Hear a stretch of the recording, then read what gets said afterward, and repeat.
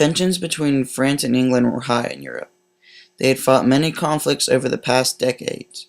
These conflicts sometimes spilled into the New World. English colonists had a fear of French invasion of their land.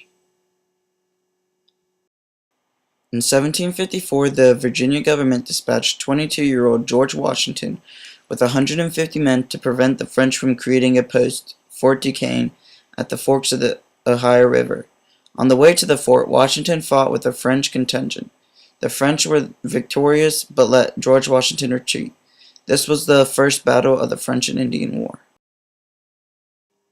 During a conference between colonies in Albany, New York about the security of colonies from France, Benjamin Franklin proposed the Albany Plan of Union, which focused on colonial defense and taxations to pay for the defense. This was the first plan for unification of the colonies. The tensions in the colonies led to a global conflict between Great Britain and France. In 1758, British colonists and Indian forces captured Fort Duquesne and renamed it Pittsburgh in honor of William Pitt. In 1759, the British captured Quebec in an uphill battle. In 1760, the Iroquois Indians joined the British-American forces. The French surrendered after the Battle of Montreal in 1760, which was the final battle in the Americas. The Treaty of Paris, 1763, ended the war and removed all French holdings in North America. The British were resentful towards the colonists for forcing them into an expensive war, and felt the colonists should pay the war debts. The colonists did not agree. The colonists felt they did not have to pay the debts because they were not truly represented in Parliament. The British used a system of virtual representation, which is when you are represented by someone you did not vote for, to represent the colonies. Without colonist representation, Parliament passed the Proclamation of 1763, which banned settlement west of the Appalachian Mountains. Prime Minister George Grenville attempted to reduce war debts with a series of taxes on the colonists. The Revenue Act of 1764, also called the Sugar Act, placed a tax on sugar, coffee, and wine. The 1765 Stamp Act required colonists to purchase stamps to validate documents. The Quartering Act required colonists to provide housing for British troops. The Stamp Act Congress was a meeting of delegates from many of the colonies. The Congress was formed to protest the newly passed Stamp Act in 1765. It adopted a Declaration of Rights as well as sent letters of complaint to the King and Parliament. This was the first sign of colonial unity and organized resistance. In 1766, the Stamp Act was repealed, but Parliament passed the Declaratory Act of 1766, which stated that England had complete control over the colonies.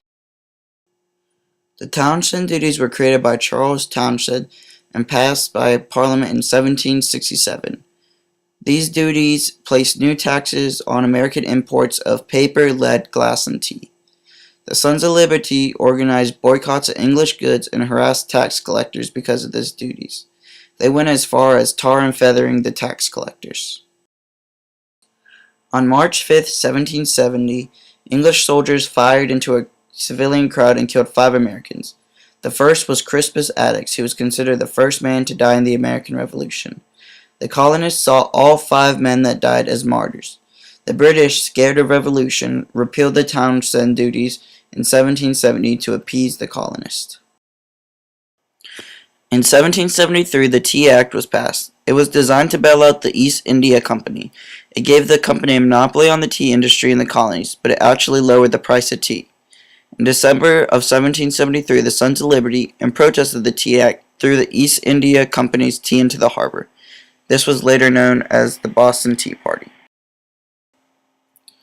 In response to the Boston Tea Party, Parliament passed the Coercive Acts of 1774, also called the Intolerable Acts. These acts closed the port of Boston until the tea was paid, reconstructed Massachusetts government, allowed accused officials to be tried in England, and forced colonists to quarter troops again. The Quebec Act gave control over settlements north of the Ohio River to the Quebec government. In September 1774, the First Continental Congress met to discuss what to do about Britain and the Coercive Acts. Only 1/3 of the population wanted a revolution. 1/3 were still loyal to Britain, and the other third were neutral. On April 19, 1775, a skirmish broke out in Lexington, Massachusetts. The English retreated to Boston with heavy losses. On June 17, 1775, colonists inflicted heavy losses on the British in the Battle of Bunker Hill. In June 1775, the Second Continental Congress appointed George Washington as commander-in-chief and decided to continue with the Revolution. In January 1776, Thomas Paine published Common Sense, a pamphlet which urged ordinary colonists to sever ties with Britain. He spoke about the injustices the British government had committed against the colonists. On July 4, 1776, Jefferson's Declaration of Independence is issued. This document officially severed any ties the colonists had with the British government. The British were confident in victory because they had a larger population, more resources, and naval supremacy. The American military strategy was use guerrilla tactics and make alliances with Britain's enemies. The British military strategy was to break the colonies in half between the North and South, blockade their ports, and use loyalist support. The Battle of Trenton was on December 26, 1776. This is when Washington crossed the Delaware River at night and launched a surprise attack against the Hessians. The Battle of Saratoga is considered the turning point of the war because afterwards France joins the war as an ally of the colonists. After the battle, Britain switches to a southern strategy because they thought there would be more loyalists in the South and the South had more resources. During the winter of 1777, the colonial militia trained at the Valley Forge. The army suffered many casualties due to the cold weather and disease, but they emerged a stronger military. After many defeats in the South by General Nathanael Greene, the British army is surrounded by the colonists on land and the French by sea. Cornwallis surrenders after the Battle of Yorktown. The Treaty of Paris 1783 ends the war. The colonists gain independence, all lands from the Atlantic to the Mississippi River, but they must end loyalist persecution and pay debt to England. The colonists receive the better end of the deal. America experienced many social changes after the war and abolished old institutions from Europe, such as quit rents, titles, and primogeniture. Loyalists were confiscated of their large estates, although this was against the Treaty of Paris 1783. Separation of church and state and republican motherhood were new modern views implemented into the United States. New state constitutions mostly had strong governors with veto powers and bicameral legislation. The Articles of Confederation were written by John Dickinson, and they were weak because it had a unicameral Congress.